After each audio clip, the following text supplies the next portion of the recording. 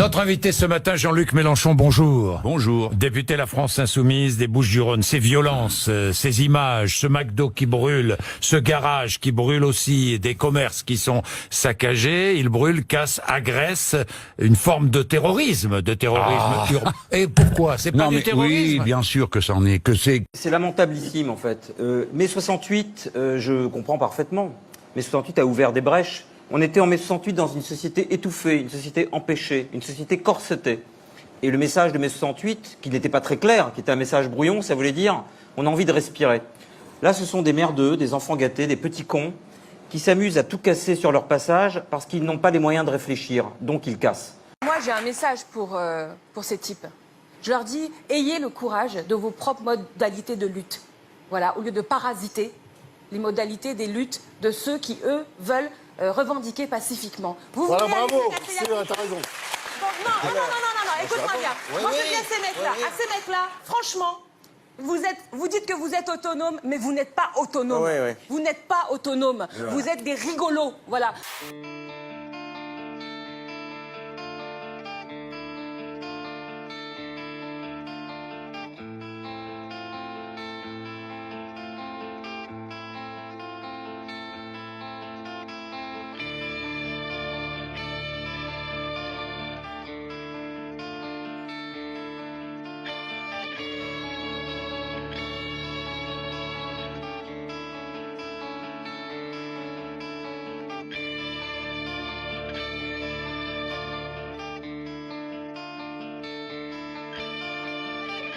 Beaucoup plus de gens sont conscients de à la fois la trahison de la gauche classique, elle énonce des lois qui sont les mêmes que celles de droite, et en plus la gauche aussi traditionnelle, des syndicats, des centrales syndicales, on voit bien que voilà, non seulement la CGT elle a mis une plombe avant de se réveiller, et puis elle n'est pas vraiment franc jeu. Du coup il y a de plus en plus de déçus de cette gauche traditionnelle, institutionnelle, et ils rejoignent assez spontanément les cortèges de tête, notamment dans un truc où beaucoup de gens, au travers des manifs, ont vécu la violence policière, ont vécu la violence et l'intransigeance de l'État.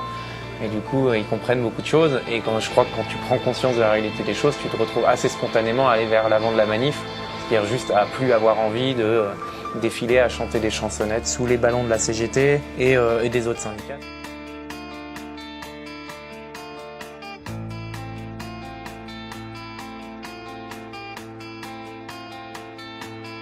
Le cortège de tête a été constitué de beaucoup de personnes en noir.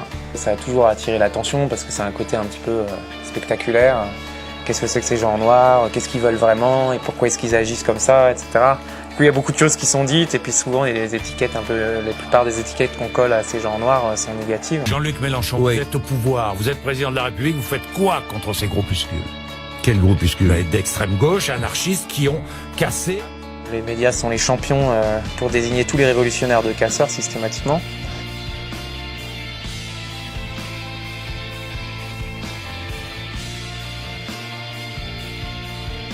L'idée du Black Bloc, c'est tout simplement c'est une tactique, c'est pas des gens, c'est pas un groupe organisé, c'est pas les membres d'une association ou d'un groupe terroriste, c'est des gens qui adoptent en fait un moyen de se protéger. Le moyen de se protéger, c'est de rester anonyme. Le moyen de rester anonyme, c'est de tous se ressembler. Et il y a aussi effectivement la dimension anti-autoritaire, de refuser l'autorité de leader. Du coup, c'est politique en fait, contrairement à ce qu'on voudrait nous faire croire. Le terme casseur, il dépolitise complètement la question, parce qu'il réduit en fait l'action politique de ces personnes-là au simple fait de casser en fait.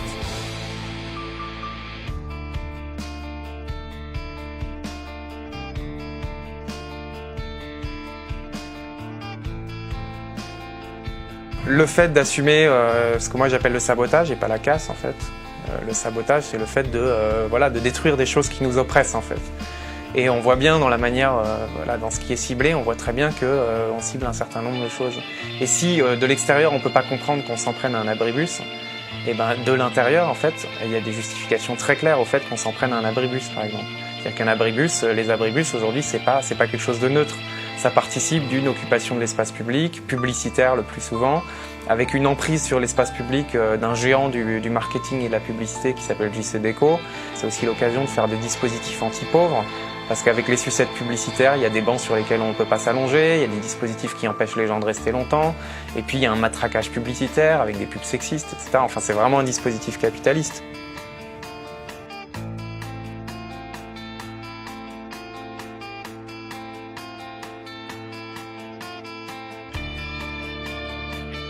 Dans le dernier mouvement social, beaucoup de gens en ont été témoins.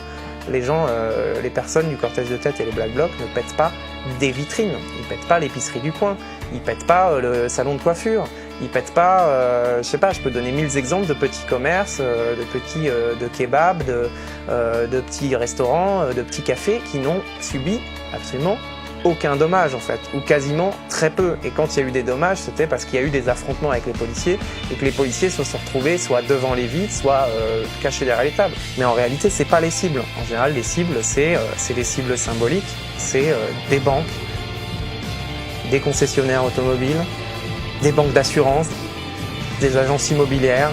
Et voilà, c'est des grosses boîtes, c'est des grosses chaînes, c'est des fast-food.